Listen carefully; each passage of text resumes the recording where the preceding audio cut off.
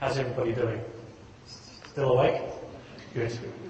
So I think by now you've probably got a pretty good sense as to what social media is about. What I thought I'd do in the 20 minutes that I have is probably take a slightly different track, and that is to talk a little bit about what are some of the new business models that are opening up for the financial services sector. I coined a phrase a couple of years back, and Brett's probably going to hit me up on this for a royalty in a moment, but I coined a phrase which I call Banking 2.0, not Bank 2.0, but Banking 2.0. And where I was coming from is that there are some interesting dynamics happening in the marketplace when you think about what's happening in the Gen Y segment, what's happening on the web and social media, and also this notion of Enterprise 2.0, which I'll touch on in a couple of minutes.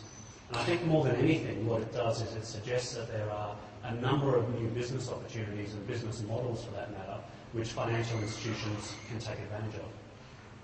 So what is all of this fundamentally about? At the end of the day, what this is about is to say that these changes in consumer behaviour are fundamental. And if we don't start thinking about how we're going to use them, to use the quote of this particular analyst, financial institutions are going to get left behind. Because how they offer their customer experience to their customers, the types of expectations they set with their customers, and the channels by which they interact with their customers are going to be fast outdated. Now, what do I mean by Banking 2.0? Typically, when we talk about Bank 2.0, what we tend to think about is social media, Twitter, Facebook, blogs, wikis, that sort of thing. My own personal view of that is I think that undersells the potential of Banking 2.0. And as I mentioned to you, I think there are a couple of other things, sort of dynamics rather, that are in the marketplace. Enterprise 2.0, the upcoming Gen Y segment, which are fundamentally creating new business models and opportunities for banks. And that's really what I want to devote most of my time on today. So let's touch a minute on Gen Y. Why do we care about Gen Y? What's all the fuss about Gen Y? Gen Ys today, for many financial institutions, are actually not a profitable customer segment at all. And many financial institutions that I deal with actually say to me, Dan, look, to be honest with you, we don't really have a strategy for Gen Y because Gen Y is not critical mass today and doesn't actually represent enough of a brand proposition for us.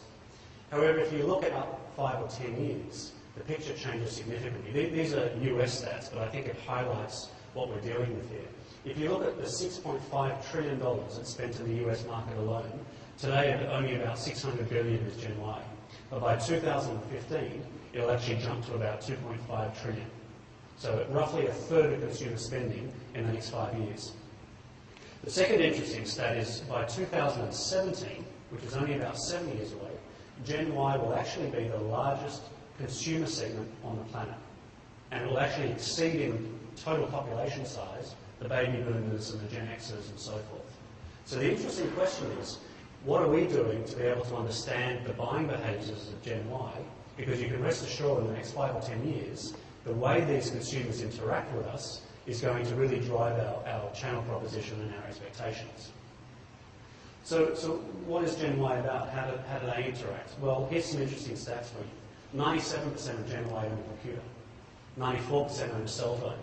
76% of Gen Y uses instant messaging. 34% use websites as their primary source of information and news. This is a customer segment that is used to being online, that has very fast expectations and very dynamic expectations of who they interact with. And we really need to start thinking about how do we attract this type of customer, because this is really the customer of the future. So how does Gen Y bank? Well, here's a couple of interesting pieces of research for you. This one was put out by Deloitte about a year ago. Deloitte did a survey of each of the major consumer segments. Apologies, it's a little bit blurred, so I'll explain it to you. But they went after Gen Y, the Gen Xers, the baby boomers and so forth, and they said, what is the top 3 reasons why you chose to bank with this particular financial institution or another? What was the top 3 reasons? Recommendations from family, recommendations from friends, and the third recommendation was recommendation from my social network. What were the 2 bottom reasons? Anyone have a guess? First of all, bank advertising. Second of all, a recommendation from the bank themselves. So what does this highlight? It highlights that there is an element of mistrust between the Gen Y and the bank. And it really highlights the importance of the social network, the friends and the family in making product recommendation. When you then look at the types of banking activity then that Gen Y has, and this sort of compares it with some of the other types of customer segments, on the left-hand side what you'll see about Gen Y today is the type of banking products they have are actually pretty simple. They're savings accounts, term deposits by and large. Very little in terms of pension planning, very little in terms of brokerage, etc., etc. If you look at the other side of the spectrum, which is your baby boomers, you see a very different product mix.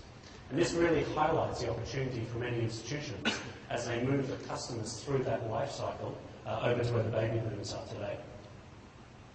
So that's trend one. What's trend two? Well, what's this enterprise 2.0 that I've introduced to you? For those of you that are in IT, I'm going to say something which is slightly offensive. I don't mean any offence. I'm a technologist as well. But I want to put something on the table, which is that for many of us in technology, the reality is we have actually delivered very little innovation to the organisations we've worked for in the last 20 years. What have we been doing in the last 20 years? We've been automating business processes. We implemented ERP, we implemented supply chain, we implemented CRM, we implemented core banking. And what was that fundamentally about? It was around process efficiency and to try and drive automation of business processes. Question is, did it actually generate any benefit to the customer? And the other question is, have we been innovating at the same level of what's been happening outside the industry? And I think the reality is, if you look at your own IT landscapes in many of your institutions, the pace of innovation outside of our institution far exceeds the innovation in our own organisation. And that has a couple of implications. First implication is that all of the systems that we built in our IT landscape are hierarchical systems. They are designed to automate a business process. A business process says, I start a set of work, it gets assigned to a queue, it gets routed to somebody else does some approval, and so forth. And so we've built into our systems business processes which are very hierarchical in nature. And it reflects our organisation structure. Organisations too are hierarchical. What's the reality though? The reality is that most people in your organisation work through social networks. They don't work according to hierarchical structures. They work according to who they know in the organisation.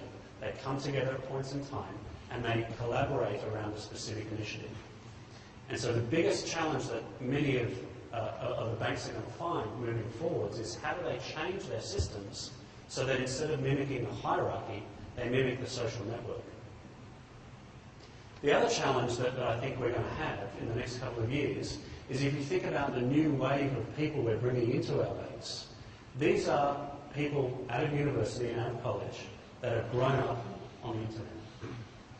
Their expectation around what a user interface looks like is fundamentally different to the types of employees that we have in our organisation today that are used to dealing with mainframe or green screen based applications. Their expectation of how things get done in an organisation is based on collaboration. It's not based on hierarchy.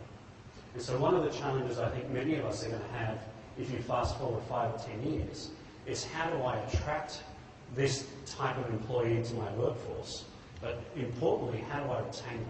And how do I give them a sense that innovation is happening inside the organisation and not just outside? So then this afternoon, two of my other colleagues have introduced you to this notion of social media. And the question that I would ask is, are we drinking too much of this social media Kool-Aid? Is it really something we should be giving a lot of thought to about? I've got one slide on this and then I'll get to some case studies around how organisations are using it. Here's some interesting statistics for you. Some research was done which said how long did it take